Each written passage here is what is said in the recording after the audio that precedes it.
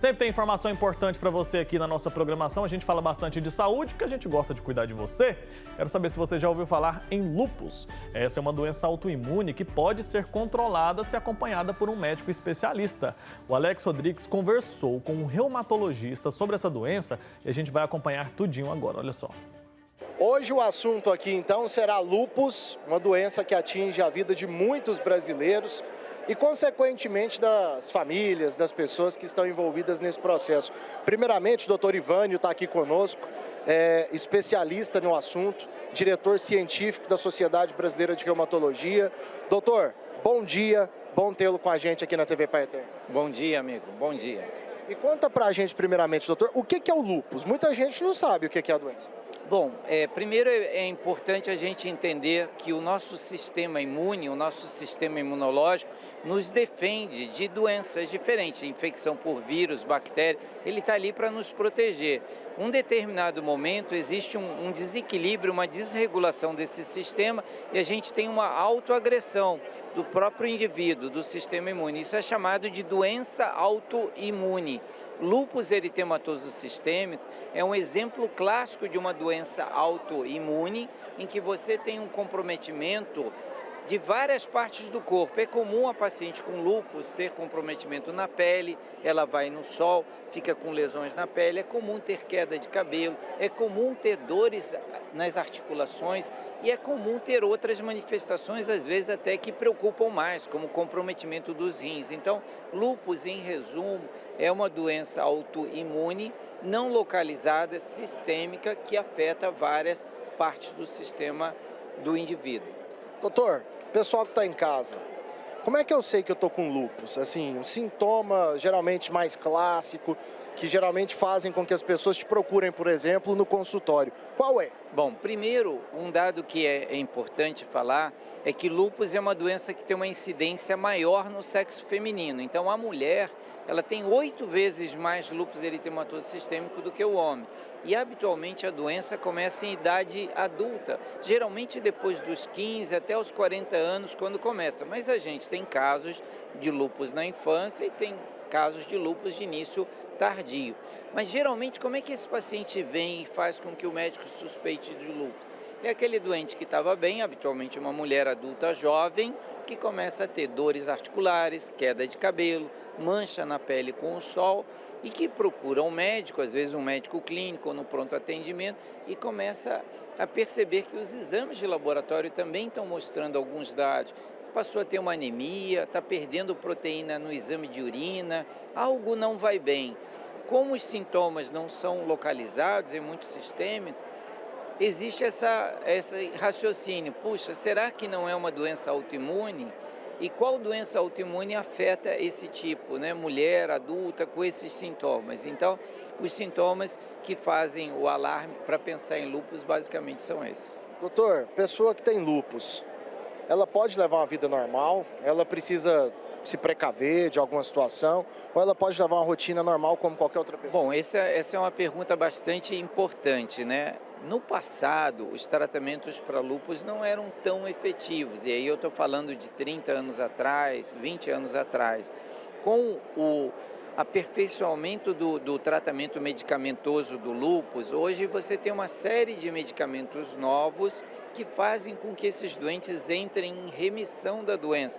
A doença não cura, ela não desaparece, mas o doente fica com a doença sem atividade na grande maioria das vezes. E esses pacientes, eles podem vir a ter vida normal, desde que eles tenham alguns cuidados. A manutenção do tratamento, evitar exposição solar. O doente com lúpus, quando ele pega sol, ele lesa a pele. E ele lesando a pele, ele estimula a piora não somente das lesões de pele, mas do lúpus como um todo. Então, hábitos, né, como bom controle do peso, não fumar, evitar exposição solar exagerada, são cuidados com que a gente fale para os pacientes com lúpus. O senhor falou aí que atinge principalmente as mulheres. Por exemplo, a mulher tem lúpus e engravida. O filho dela vai nascer com lúpus? Bom, isso é um outro dado, né? A princípio, mulher com lúpus pode engravidar, desde que o lúpus, de preferência, esteja fora da doença ativa, ele tem que estar controlado. E também a mulher com lúpus pode engravidar, desde que ela naquele momento, né, quando está planejando engravidar, ela não esteja tomando remédios que são de risco da gravidez. Então, existem alguns medicamentos que são temerosos durante a gestação. E quanto a passar o lúpus para a infância, isso pode de fato existir, é o que a gente chama de lúpus neonatal. Mas é um achado que não é comum, ele depende de uma característica do lúpus, o paciente tem que ter um anticorpo específico, como se fosse um desses autoagressores específicos, que é o anti-Ro, e aquilo pode passar a placenta, né? E quando ele atravessa a placenta, aquilo pode gerar autoimunidade do feto. Então, isso pode ocorrer. Mas, de uma forma geral, é seguro as pacientes com lúpus engravidarem, sim. Estamos conversando aqui com o Dr. Ivânio, diretor científico da Sociedade Brasileira de Reumatologia. Doutor, ainda sobre essa questão do lúpus, como o senhor disse, às vezes ela aparece na pele, ali de repente alguma manchinha, algum rosto empolado, mas não é transmissível, né? A pessoa pode ter o contato direto, porque muita gente, por ser uma coisa que às vezes está exposta na pele, pensa, se eu tocar ali, de repente eu vou pegar também, mas não é assim. Não, lúpus não é uma doença que transmite, lúpus é uma doença que tem como base clínica causal esse desequilíbrio do sistema imune, né?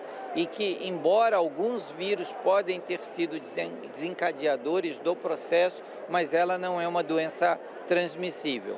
Tá? Filtro solar ajuda? Ajuda, sem dúvida nenhuma, né? Então, fotoprotetores para evitar essa exposição e a irradiação na pele, né? Isso é importante, isso é uma medida que habitualmente a gente prescreve para os pacientes. E o tratamento com o reumatologista? Sim, essa é uma doença que existe um conhecimento específico sobre ela. Então, as drogas têm uma situação muito específica do ponto de vista da escolha do medicamento, a dose do medicamento. Então, a gente está lidando com drogas que mexem com o sistema imune.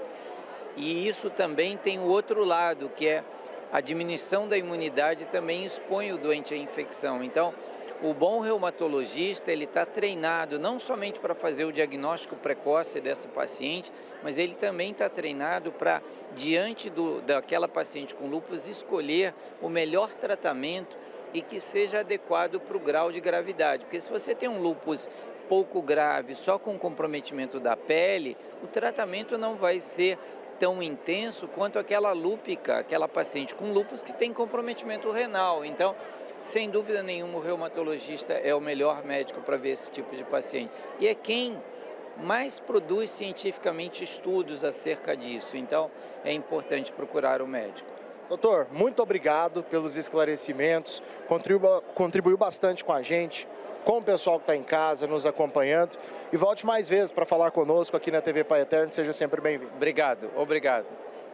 Tá certo, obrigado Alex, obrigado também ao doutor por falar sobre esse assunto, né? Uma doença tão séria como essa. Felizmente, como o doutor mencionou aí, já existe um tratamento muito eficiente, então basta existir ali o acompanhamento de um profissional reumatologista. Abraço para ele aí por ter nos ajudado a entender um pouco mais sobre esse assunto.